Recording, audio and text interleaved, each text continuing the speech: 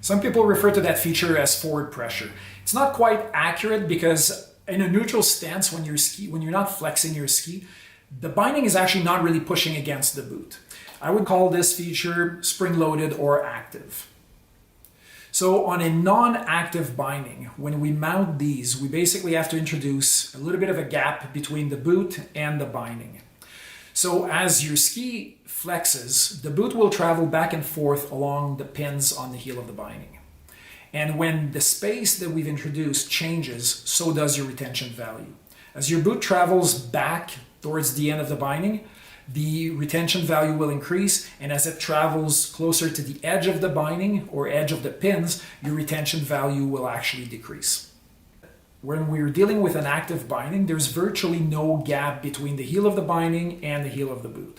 So as you flex your ski, the boot will actually push against the binding, and the binding being spring-loaded will actually travel back and forth following your boot. And that ensures the retention value stays consistent. And it also prevents a lot of pre-releasing.